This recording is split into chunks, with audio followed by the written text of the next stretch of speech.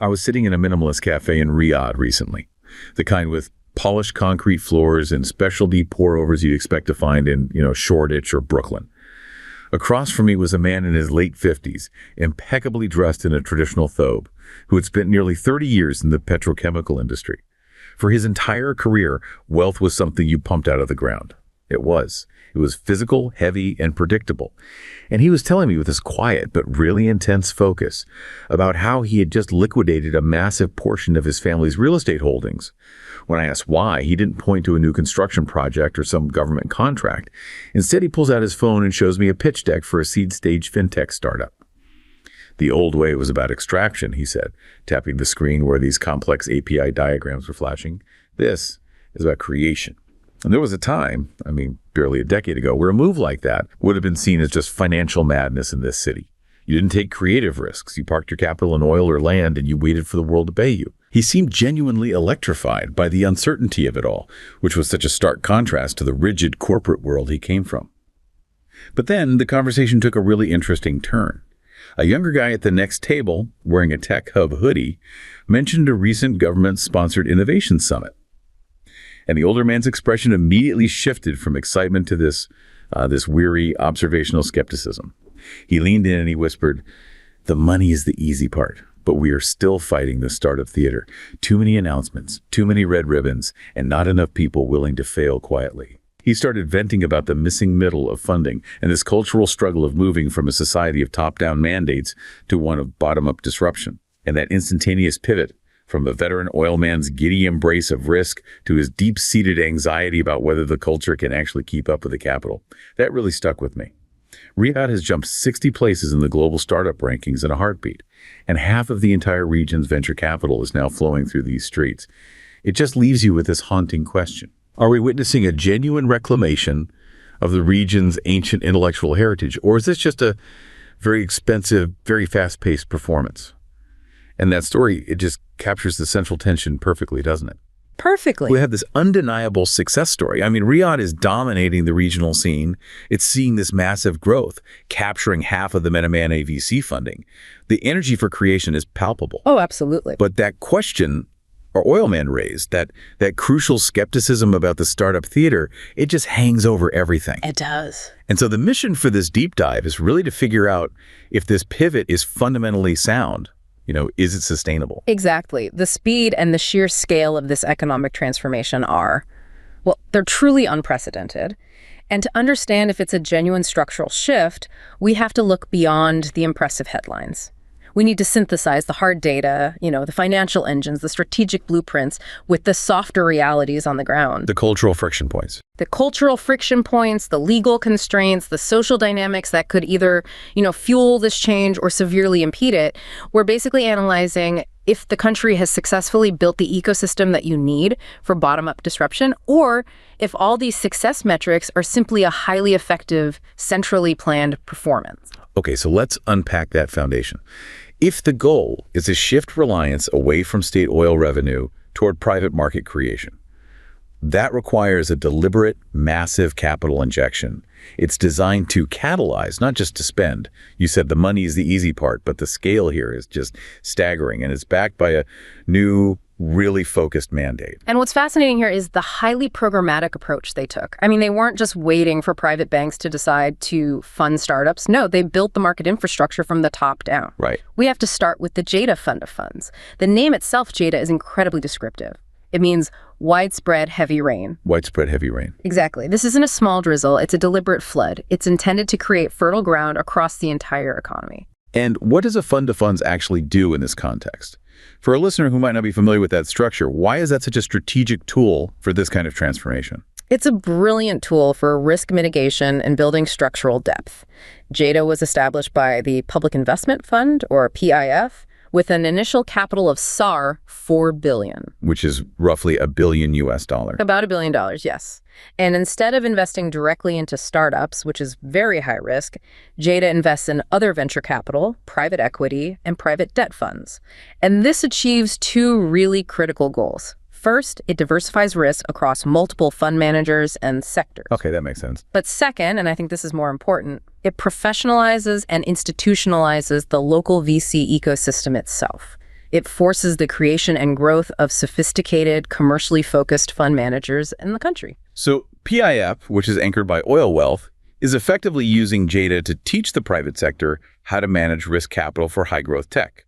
It's fundamentally aligning with Vision 2030's objectives for GDP diversification and job creation. Exactly. The mandate is explicit to sustainably stimulate investment opportunities for small and medium-sized enterprises, SMEs. Right, the engine of any economy. The engine of job creation and diversification in any modern economy. By creating these robust funds focused on what's called VCPE, JEDA ensures that capital flows down to those crucial SMEs. Let's look at the metrics, because this heavy rain seems to have had a pretty immediate effect. Oh, immediate is an understatement. 2023 was a record year for JEDA's activity. They committed SAR $1 billion across 10 different funds in that year alone. That's rapid deployment. Wow. And since its inception, the total commitment is over SAR $3 billion across 37 funds. But this capital deployment isn't just numbers on a balance sheet. It has a profound developmental impact. It's contributed to supporting over 13,000 jobs and unlocking growth opportunities for about 500 SMEs. That's incredible. And critically, these organized efforts were instrumental in securing Saudi Arabia's position as the country with the most VC investments in the entire MENA region for the first time. For the first time. Yeah. That's a huge symbolic power shift away from other established regional hubs. A major shift. That rise to dominance is just staggering.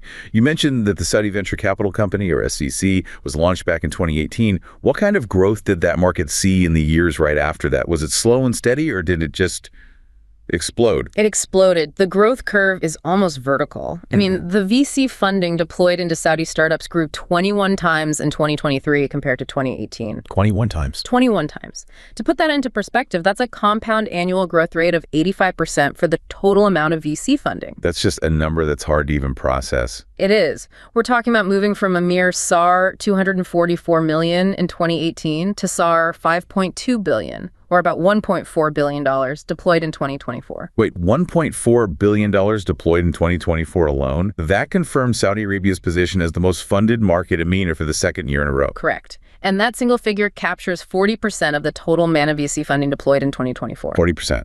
This isn't just about raw capital. This is the direct result of having SVC act as a crucial, sophisticated VC market maker in the kingdom. It stepped in where private capital initially was just too scared to tread. So let's delve deeper into that role as a market maker. The veteran oil man in our opening story, he expressed that anxiety about the missing middle of funding. How does SVC make sure that they're not just replacing private capital, but actively stimulating new private commitment? That is the core of their model. SVC is entirely focused on acting as an anchor investor and a catalyst for the private sector. So SVC's total committed capital is SAR $3.7 billion, about $1 billion. But the true genius of the model is the multiplier effect. The multipliers. The goal isn't to be the sole funder, it's to signal trust and stability to others.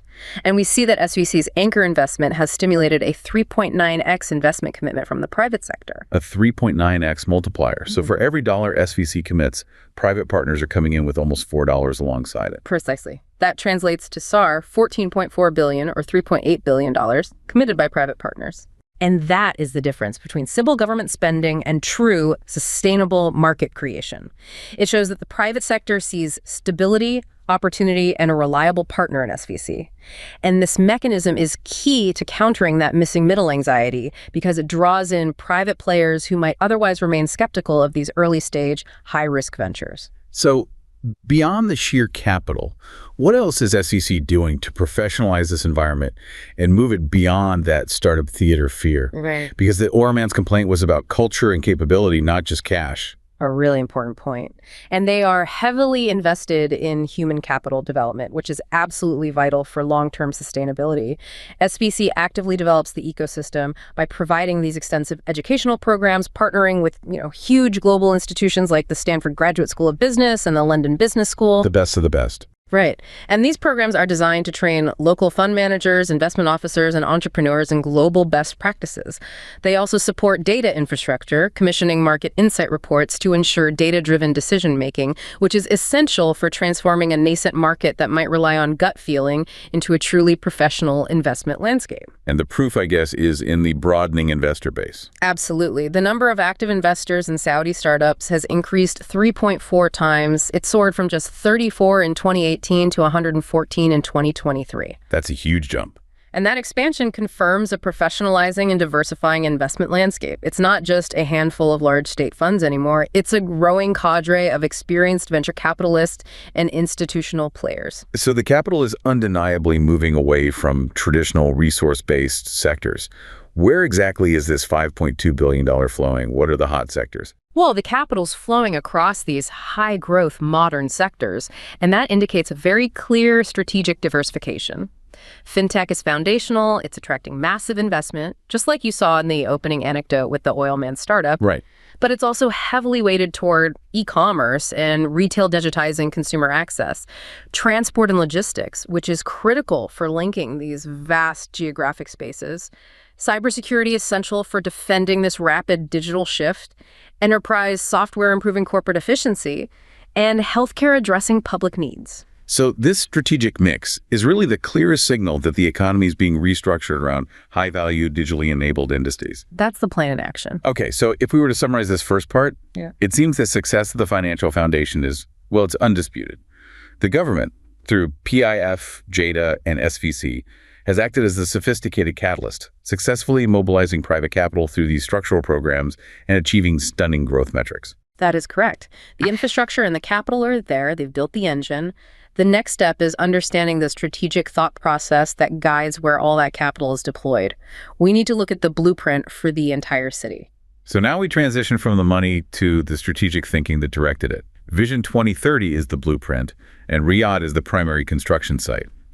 What's the theory of change here in transforming Riyadh from, essentially an administrative hub into a truly global smart city capable of attracting global talent and capital? The central theory is what we can call the soft over hard strategic approach. Soft over hard. Okay. Vision 2030 didn't just provide the funding, it provided the political will to make Riyadh a top 100 global city with a necessary emphasis on transitioning to a knowledge-based economy. But the crucial differentiation in Riyadh's smart city model is this deliberate decision to prioritize the soft side. It's things like human capital, social transformation, strategic vision. Exactly. Prioritizing all of that before the massive investment in the hard side, the ICT infrastructure, the fiber optics, the smart buildings. Why is that sequencing so vital for sustainability? Why does that order matter so much? Well, it's a direct lesson learned from cities that have tried to build the smart infrastructure first. A lot of projects, like Masdar City or Songdo, they've faced criticism for being too technocentric or even ghost cities in some cases. Right, because they built the fancy buildings, but nobody came. They focused on futuristic infrastructure without adequately integrating human needs or cultural context or agile governance. Riyadh's strategy, conversely, secured the commitment to social and economic transformation first, the policy, the talent, the regulatory sandboxes, and only then did they pour vast investments into the physical and digital infrastructure. So the technology becomes a tool for better governance and citizen empowerment, rather than just an expensive monument to modernity. And that focus has resulted in some pretty measurable success in economic performance. Let's look at the numbers showing the impact of that initial soft side push. The metrics are remarkable for such a short time frame. In just 3 years, Riyadh jumped 23 places in the IMD Smart Cities Index. That alone validates the rapid policy implementation. 23 places. And it now ranks as the third smartest capital among all G20 states. But the economic performance metrics are truly transformative. The city's economic performance index leaped from 48th place globally to 6th place in just 2 years. 48th to 6th. Between 2021 and 2023. 6th place globally in economic performance in 2 years. That's an astonishing pace. And that pace translates into real-world business efficiency. On global competitiveness, Saudi Arabia advanced from 32nd in 2021 to 17th in 2023. And critically, it ranked first globally in indicators like public finances and economic reforms. First globally. And business efficiency itself jumped from 26th to the 13th globally in that same period. This provides the fundamental stability and predictability that you need to attract long-term foreign investment and, crucially, to encourage that local private risk-taking. This has to directly address the veteran oil man's skepticism about efficiency and top-down mandates. I mean, if the government is truly streamlining business, that really counters the theater anxiety. It absolutely does. And we have an important insight from some survey data. 76.8% of Riyadh respondents felt that starting new businesses was remarkably facilitated by online services and platforms. So that's direct ground-level evidence. It is. It shows that the e-government infrastructure, that soft governance layer, is actually removing bureaucratic hurdles and making entrepreneurship easier. It's supporting that core creation ethos. Let's detail the progress in smart people and smart governance, the key pillars of that soft side. In terms of human capital, the development has been substantial. The Human Capital Development Vision Realization Program contributed to the Human Development Index, the HDI, improving significantly. It reached 0.875 in 2021. And that's on a scale of 0 to 1, so that's very high. Very high. And Riyadh is the epicenter of this talent pool. It accounts for the largest share of university students in the country. This means the core ingredient for a knowledge economy, a skilled, educated workforce, is being cultivated locally. And on the digital side, the investment in connectivity seems to be non-negotiable. It's the foundation upon which everything else is built. High-speed broadband coverage now exceeds 90% across the country. The ICT market investment was $24.62 billion in 2022, and it's projected to just balloon dramatically to $195.96 billion by 2027. Wow. So this hard infrastructure is rapidly catching up, and it validates that initial strategic shift to prioritize human capital first. So how is all this digital muscle translating into practical smart governance? Through highly efficient e-government services. You have applications like Tawakkalna services. It started as a COVID tracking app, but it's expanded into this massive platform providing over 241 enhanced services covering health, education, transport, public services, you name it. A super app for governance. Essentially. And you have similar specialized portals, like the Madanidi portal, which handles 24 key municipal services, from permits and licenses to appointments and complaint filing. The government has focused on rapid responsiveness, with a specialized team ensuring a response is provided within 5 days or less. This level of centralized, responsive digital governance is intended to eliminate the red tape that often stifles entrepreneurial ecosystems. That historical top-down approach to planning has always been a key feature of the region. Are there signs that the governance system is genuinely trying to foster citizen participation, to move toward that bottom-up disruption the oil man was talking about? There is a clear strategic push for greater citizen engagement, though it does start from a position of historical centralization. New initiatives are significant. Things like the CERI program, which reinforces public-private partnerships, and the e-participation platform, TAFL. The goal is to integrate public input into planning, and survey results suggest this is having an effect. 63% of residents actively give feedback on government projects. That's a high number. It is. And 82.7% report having easy access to information on local government decisions. This slow, deliberate shift toward integrating public involvement suggests the leadership recognizes that a top-down strategy requires bottom-up implementation to succeed. Okay, so let's pivot to the physical realm. Smart mobility and environment metrics. This is about making Riyadh a truly livable global city. The mobility goal is a significant cultural shift. It's about moving from prioritizing cars to prioritizing people, emphasizing walkability, cyclability, and extensive public transport. Which is a huge challenge in a city built for cars. A huge challenge. Yeah. But a key policy success is the deployment of the SCR Smart Traffic Management Camera System. Over 5 years, this system has dramatically reduced car accidents by 34% and fatal accidents by 51%. 51%, that's lives saved. It is. And it resulted in estimated savings of over $1.6 billion to public finances. Furthermore, official assessments show the city's walkability index is high at 81 out of 100, which suggests that amenities are increasingly within walking distance, reflecting these urban planning efforts to reduce reliance on vehicles. And finally, the environmental challenge. A city built in the desert. The sustainability goals must be monumental. They are massive, and they're necessary for survival. The Green Riyadh project aims to boost per capita green space dramatically from 1.75 square meters to 28 square meters. That's a huge increase. And this relies entirely on using recycled water for irrigation, a necessary measure in an extremely water-scarce environment. These efforts are part of the broader national pledge to achieve net zero greenhouse gas emissions by 2060. We also see the success of what are called tarshid policies, which have significantly decreased total energy consumption growth. How so? They slowed the annual increase from 4% between 2010 and 2015 to actually achieving a 1.4% annual decrease in 2021. A decrease. That's turning the ship around. It is. But this leads us directly to the crucial, maybe insurmountable challenge. All of this smart city success is fundamentally underpinned by an intense, continuous battle against physical reality. That is the hard, unyielding truth. The sources highlight that Riyadh's ecological footprint is estimated to require an area 253 times the size of the city to maintain its current lifestyle. Let me just repeat that. 253 times the size of the city. It's a shocking figure, and it's driven by the huge population influx and the resulting heavy dependence on external resources, on food, and most critically, on desalinated water. This extreme figure underscores why the smart city model is not an optional luxury. It is a vital life-or-death necessity to address these fundamental sustainability challenges. So that's why we see these radical projects like El Nemos. Exactly. A planned, smart, zero-carbon district being prototyped. These are structural responses to what is an utterly unsustainable baseline situation. That incredible contrast, the success of centralized strategy hitting the wall of physical reality, that brings us right back to the veteran oil man's initial point. This tension between genuine ground-level creation and the paralyzing anxiety of startup theater.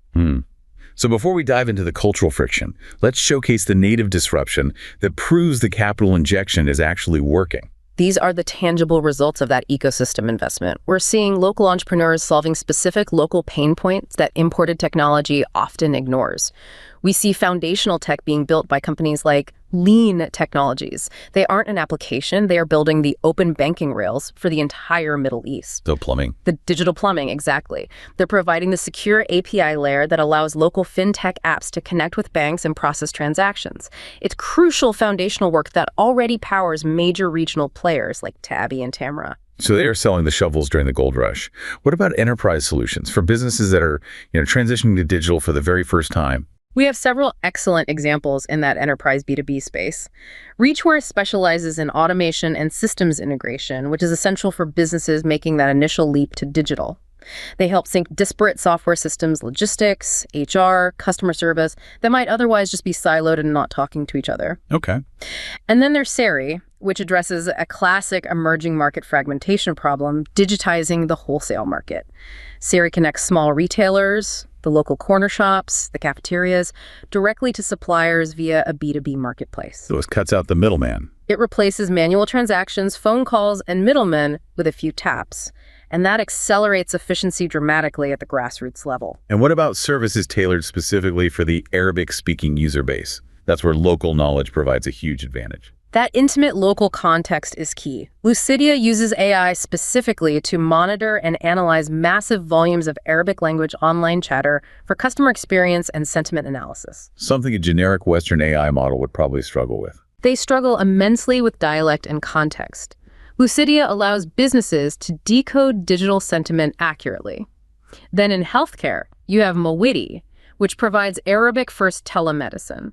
This is essential for closing critical healthcare gaps in remote areas by enabling patients to consult licensed doctors and manage prescriptions entirely from their phones. And finally, as the economy rapidly digitizes, defense becomes paramount. So that brings us to localized cybersecurity. Right. The urgent security needs created by this rapid digitization are being addressed by companies like Cypher. They develop localized cybersecurity solutions, from risk assessments to real-time threat monitoring, tailored specifically for the unique regulatory and cultural context of the Gulf. This gives them a necessary advantage over imported tools, particularly when they're dealing with sensitive government and finance entities. Okay, so this is where it gets really compelling. This vibrant, bottom-up disruption is now confronting these deep societal, legal, and environmental issues. This is the source of the veteran oil man's skepticism, this chasm between the speed of the capital and the inertia of cultural change. So we have to now address the significant cultural and human rights friction points that are often cited by critics. And we need to analyze the specific labor practices that critics highlight. The kafala labor system is consistently scrutinized. It's described by critics as a predatory system. This system ties the immigrant worker, who is often driven by poverty and desperation from countries like India, Pakistan, or the Philippines, directly to their local sponsor. And critics point out that this framework often involves things like the seizure of foreign workers' passports. Correct. The sponsor retaining control over employment transfer and critically control over the exit visas. So the argument from critics is that this high-tech knowledge economy is being built on the foundation of labor practices that deny workers basic rights of free movement and negotiation. Precisely. The core criticism is that while the government may claim progress in labor laws, the fundamental power imbalance remains because the legal structures allow sponsors to retain near total control. Critics argue that allowing a sponsor to seize a passport or retain control over exit and entry is an unacceptable practice that perpetuates exploitation. And this tension in advanced finance coexisting with foundational labor restrictions is highly visible to external observers. There's also the friction related to social laws and the historical religious structure of the state. Absolutely. External criticism often targets the slow pace of social change. For instance, the ability for women to drive has only existed for about 7 years. And while internally that's hailed as massive progress. Critics often highlight this as the century-late rectification of what they viewed as a fundamentally inequitable restriction based on gender. Furthermore, the theocratic approach remains central to the legal code. Certain acts, such as homosexuality, are still illegal based on conservative religious views. The sources indicate that external critics find this inability to separate state and personal morality deplorable, arguing that modern laws and societal expectations must evolve beyond strictly conservative religious doctrines. There are also these fascinating historical and religious contexts that inform the very structure of the economy and the surprising location of this pivot Riyadh, inland, rather than on the coast. This brings us to the concepts of riba and the miqat. Riba refers to usury or compounding interest, which is considered a severe sin in Islam, one so severe that the Quran states those who offer it are declaring war on Allah. And the theological basis for that is that interest is seen as unjust exploitation. Exactly. It's benefiting the lender without any shared risk. So how does a modern high-speed financial ecosystem deal with such a foundational religious constraint? Well, modern Islamic finance circumvents this through mechanisms like murabaha, which is cost-plus financing, or ijara, which is leasing. It ensures that profit is shared based on real asset transactions or risk, rather than just compounding debt. But this necessary circumvention adds layers of complexity. Furthermore, the very location of the business capital in Riyadh, so far from the coast, is sometimes connected to the miqat. Can you define miqat for us? The miqat refers to the holy boundary around Mecca, where pilgrims must enter a state of consecration for the Hajj or Umrah. Okay, and JEDA is within that boundary. JEDA lies within this boundary, so placing the primary financial hub, where complex and potentially haram or forbidden transactions like riba might occur or be structured, placing that within the miqat boundary could be viewed as religiously detrimental or inappropriate.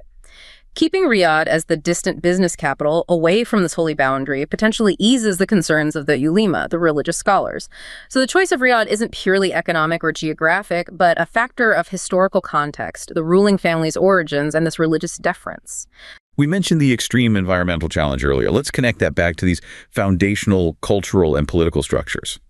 This decision to keep the financial focus inland despite the environmental cost. The combined pressures of extreme heat, lack of a natural coast, and the choice of Riyadh as the primary business hub, it forces massive, artificial, and resource-intensive solutions. Which is why you see the massive focus on tourism development in Jeddah on the coast. While the financial and business focus remains inland, this entire structure demands extraordinary resource consumption, which is what underpins that 253x ecological footprint challenge. So the urban and economic challenge is trying to create a world-class, globally competitive digital economy, symbolized by these cutting-edge financial skyscrapers of the King Abdullah Financial District, while simultaneously wrestling with foundational political and legal structures that critics deem medieval.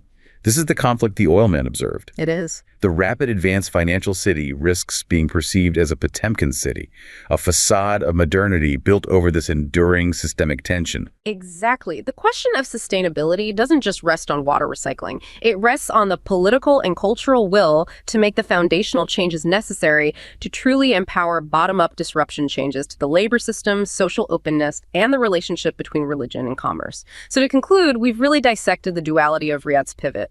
On one side, the success in stimulating the financial environment is irrefutable. We've seen a 21x growth in VC funding, capturing 40% of the regional market, thanks to these sophisticated government catalysts like JEDA and SVC, which generate a 3.9x private sector commitment multiplier.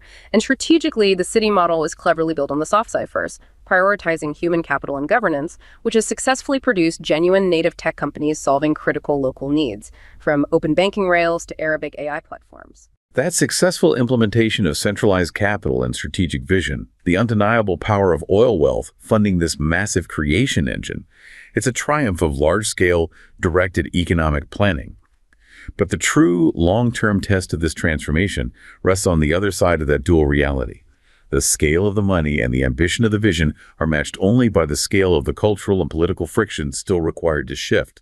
So the question isn't about the capital's speed or the skyscraper's height, but whether this rapid high-tech performance can truly overcome the immense, deeply embedded cultural and legal systems, allowing genuine, messy, bottom-up disruption to prevail over the anxiety of startup theater.